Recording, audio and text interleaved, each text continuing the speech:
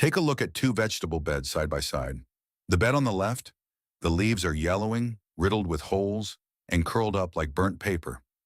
Aphids cling in dark clusters to the undersides of the leaves. Caterpillars are steadily gnawing away at the young stems. The gardener stands there, holding a blue spray bottle, the familiar kind sold at every garden center, and sprays it heavily over the plants. The bed on the right, the leaves are deep green, standing upright, with spotless surfaces. Not a single aphid, not a single bite mark. The gardener is also spraying here, but from a recycled plastic bottle filled with a light yellowish-brown mixture that carries a faint scent of garlic and chili. The cost of those two bottles? The blue bottle, 85,000 VND, about $3.50. It runs out in a week and must be repurchased every month. The recycled bottle, 4,000 VND, less than 20 cents. You make it yourself in 24 hours, and it lasts the entire growing season. The question is not which one is better. The real question is, why has no one ever told you about that recycled bottle? For decades, we have believed a lie, that pests are the enemy, that they attack at random, that the only solution is chemicals, stronger, more expensive, and a new kind every season. But let's look closer at the behavior of harmful insects. Aphids, caterpillars, thrips. They don't arrive by accident.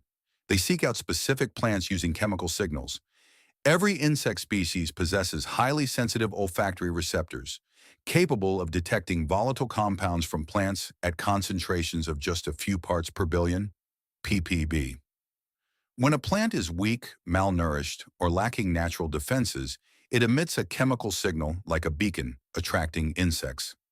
The real problem isn't the insects. The problem is that your plants are sending out signals inviting them in. And when you use chemical pesticides, you kill the current insects. But you don't change that signal. The plant continues to emit those attractants. A few days later, a new wave arrives. You spray again. The cycle continues endlessly. This is what scientists call the pesticide treadmill. You aren't solving the problem. You are simply paying a toll for every lap. Now let's consider the real hidden variable. Natural volatile compounds. Plants in nature aren't decimated by pests like the ones in our gardens. Why? Because in a wild ecosystem, plants are surrounded by countless VOCs, volatile organic compounds from other plant species. Wild garlic, wild chili peppers, and various alliums constantly release allicin, capsaicin, and dozens of sulfur compounds into the surrounding air. These compounds completely scramble the insect's navigation systems. Specifically, the olfactory receptors of aphids and caterpillars become saturated by allicin, a thiopropene sulfoxide, making it impossible for them to distinguish the signals of their target plants. This isn't a toxin. This is biological signal jamming. The concentration of allicin needed to achieve this effect is only around 200-500 ppm in a spray solution, a concentration easily reached by diluting fresh pressed garlic. Capsaicin from chili peppers, a vanillylamide compound, works through a different but complementary mechanism. It stimulates the TRPV1 receptors in insects, creating a burning sensation that drives them away. Capsaicin is effective at a concentration of 0.01% roughly equivalent to 1 or 2 fresh chili peppers in a liter of water. When you combine the two, you create an invisible chemical shield covering the entire leaf surface, a barrier that harmful insects find almost impossible to cross. This isn't taught in schools.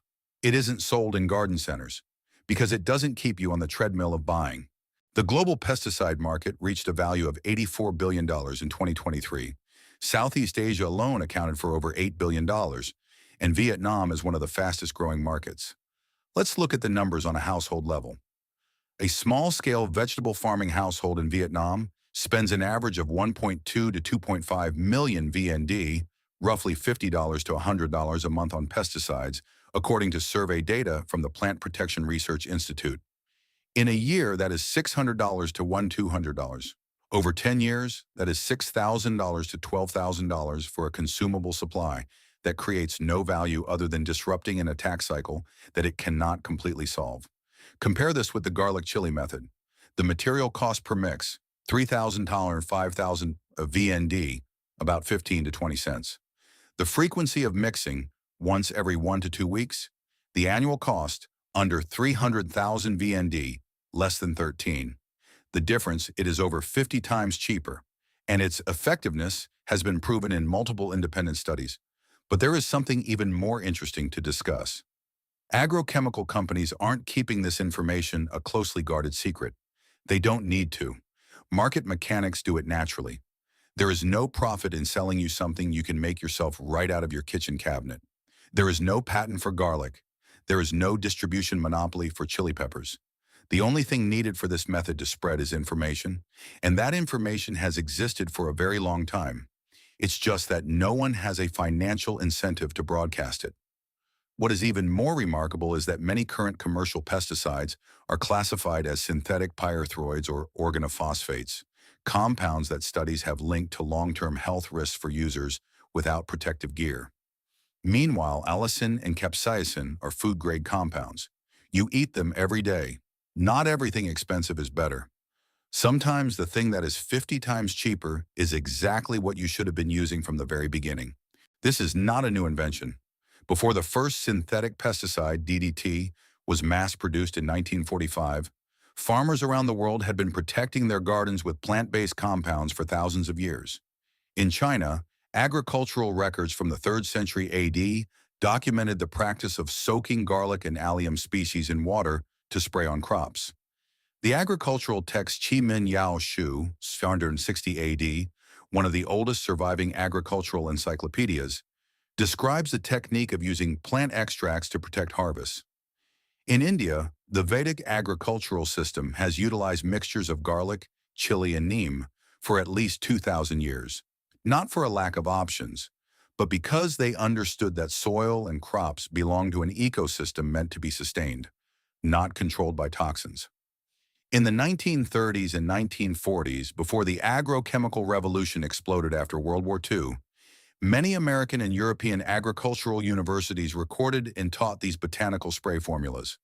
They vanished from the curriculum not because they were ineffective, but because they could not be patented and commercialized. Modern research has reconfirmed what ancient farmers already knew. In 2010, a study published in the Journal of Applied Entomology, Schmutterer 2010, showed that garlic extract at a 1–2% concentration had a repellent effect of over 85% against Myzus persicae, the green peach aphid, one of the most common pests in vegetable gardens. In 2015, a study by Wageningen University in the Netherlands confirmed that capsaicin from chili peppers had a 70 to 90% suppression rate against the two-spotted spider mite, Tetranicus urticae, at just a 0.1% concentration. These numbers rival any commercial pesticide in the same application spectrum. What was lost was not the effectiveness. What was lost was the memory. Let's understand exactly what happens at the molecular level. Allicin, the primary compound in garlic, has the chemical name diallyl thiosulfonate. It does not exist in an intact clove of garlic. It is only created when the garlic cells are ruptured, when you crush, press, or mince it, and the enzyme alliinase catalyzes the conversion of alliin into allicin within seconds. Allicin has two crucial properties that make it an effective biopesticide. First, high volatility. Allicin evaporates at room temperature, creating an invisible chemical cloud around the sprayed plant. The concentration of allicin in the air around the plant remains at 150 ppb for 72 hours, more than enough to saturate the olfactory receptors of most small pests. Second, antibacterial and antifungal properties. Allicin inhibits the enzyme acetyl-CoA synthetase in microorganisms and insects, an enzyme essential for lipid metabolism. In small insects like aphids, direct contact with allicin at a concentration of 500 ppm causes nervous system disruption and death within 12 to 24 hours.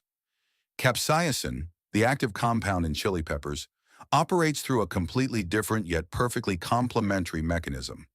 Capsaicin is the vanilylamide of 8-methylnonanoic acid. In mammals, it activates the TRPV1 receptor, a heat-sensing receptor, causing a burning sensation. But in insects, the mechanism is more complex. Capsaicin interferes with neurotransmission through ion channels, specifically the sodium and calcium channels in arthropod nerve cells. A concentration of just 0.05% is enough to trigger a strong avoidance reaction in most pests. When sprayed onto a leaf surface, capsaicin forms a microfilm invisible to the naked eye. This film triggers tactile irritation the moment insects land on the leaf. When insects begin to chew, capsaicin comes into contact with their digestive system, causing severe intestinal disruption. The scent of capsaicin in the air also affects the olfactory antennae of moths, the mothers of many caterpillars, preventing them from laying eggs on the sprayed plants. Combining allicin and capsaicin creates what ecologists call a chemical barrier layer. This operates on three simultaneous levels: olfactory, tactile, and digestive. The combined efficacy is striking. Aphids, 75 to 90% reduction in population density after 5 to 7 days of continuous spraying. Caterpillars, 60–80% reduction in the number of eggs hatching into larvae. Thrips, 50–70% reduction under greenhouse conditions. More importantly, there is no resistance buildup. Insects cannot develop immunity to the physical and chemical mechanisms of allicin and capsaicin, unlike synthetic pesticides, where resistance can develop within 3 to 7 generations of insects, about 2 to 6 weeks. This is the core difference. You aren't just killing, you are disrupting. You are creating an environment that insects simply choose to avoid because their very survival instincts drive them elsewhere. The ingredients: total cost under $1 or 1 large garlic bulb, about 1.5 to 2 ounces after peeling, $0.20, $0.30, 3 to 5 fresh chili peppers, medium to high heat, the hotter the better, for a higher capsaicin content. On 0.15, 0.25, 2 cups, 16 oz of clean water, tap water left out for 24 hours to let chlorine evaporate, or well water. 1–2 drops of unscented liquid dish soap acts as an emulsifier so the capsaicin and allicin mix evenly into the water. 0 R02, 1 recycled plastic spray bottle, 0 R0 used for the preparation process. Step 1. Peel and roughly crush the garlic. You do not need to mince it perfectly, just break the cell walls enough to release the alliinase enzyme. Pressing down firmly on each clove with the flat side of a knife is plenty. Let it sit for 10–15 minutes after crushing.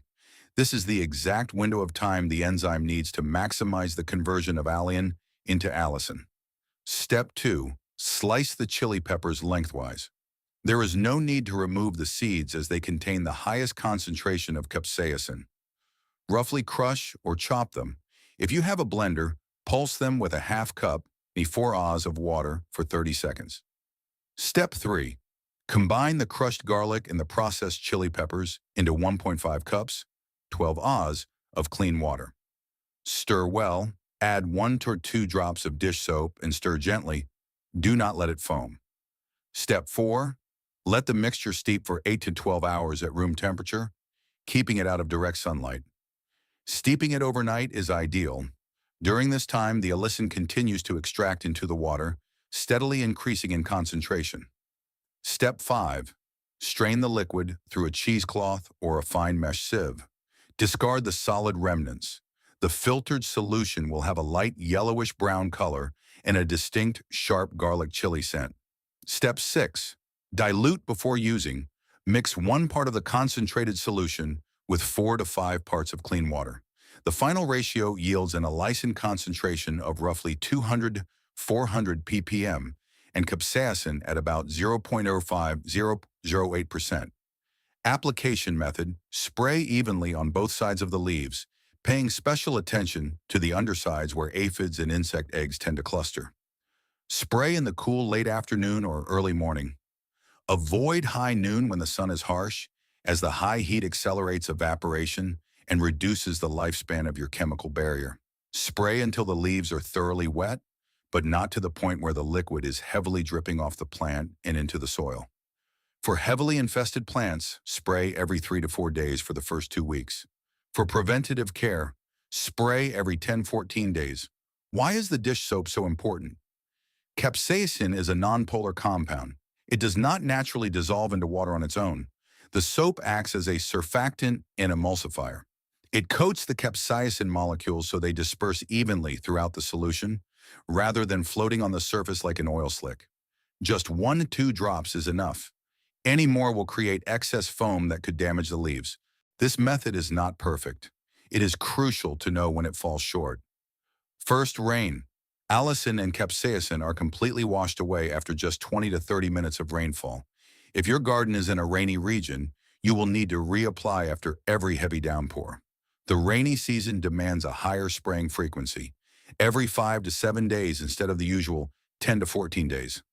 Second, stem borers and soil pests. These species do not come into contact with the leaf surface. They live deep inside the plant stems or beneath the soil. A foliar spray will not affect them. You will need other measures, such as physical traps or targeted soil treatments. Third, large scale. For areas of 1,000 square meters, about a quarter acre, or more, mixing and spraying by hand becomes significantly time-consuming. It is possible to scale up by steeping larger batches and using pressure sprayers, but it requires careful planning.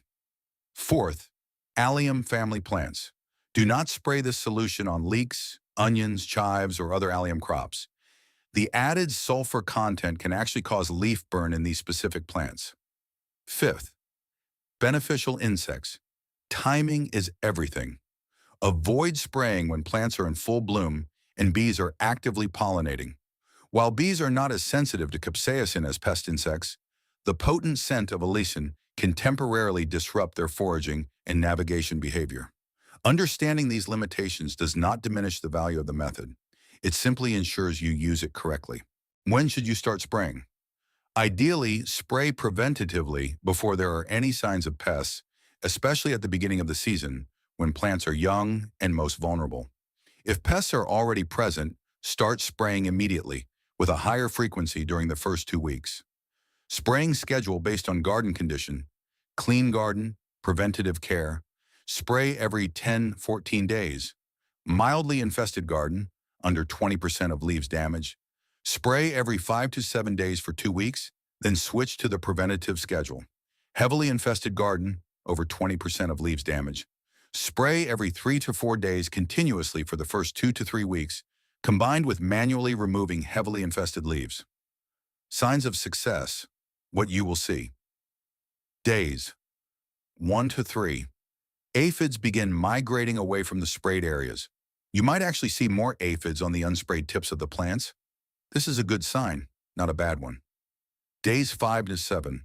The number of pests visibly decreases. The undersides of the leaves are significantly cleaner. New leaves are no longer curled up and distorted. Days 10-14. If you have stayed on schedule, pest density drops by 70-85%.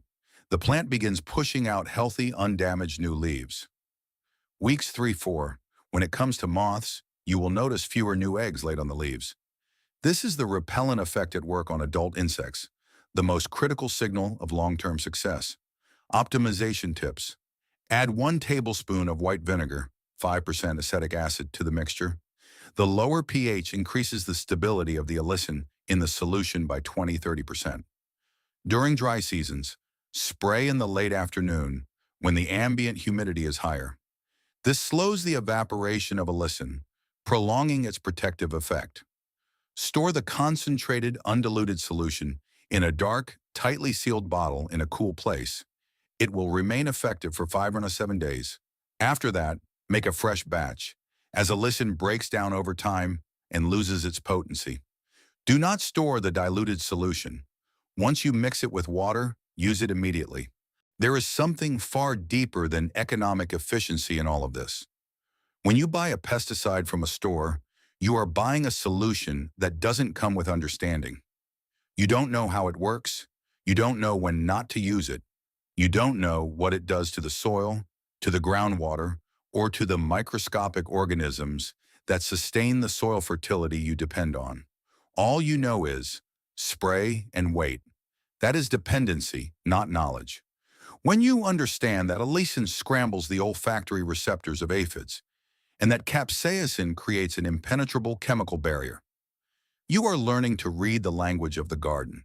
You are participating in the ecosystem instead of going to war with it. Farmers don't need a PhD to do this. They just need to observe, steep the garlic overnight, strain it, spray it, Pay attention to what changes. Natural biological knowledge didn't disappear. It was simply set aside for a few decades because we were told that modern chemistry was the answer to everything. But nature solved the problem of pest control millions of years ago, using the very same simple compounds we still eat at our dinner tables every day. True independence does not begin with having more land, more money, or better technology. It begins with understanding the invisible layer, the chemical layer that exists on the leaves, the signal layer that insects read, the layer of balance that nature has built. You just need to understand that invisible layer. And if the garlic chili mixture creates a chemical barrier on the outside of the leaves, what exactly is happening in the soil beneath your feet? In the next video, how just $3 and something you throw away every single day can activate millions of symbiotic bacteria in your garden within 48 hours. It triggers an explosion of root growth in a way that an $8 bag of chemical fertilizer never could. Because soil is not just a place to anchor roots, it is a breathing ecosystem, and it is waiting for you to wake it up.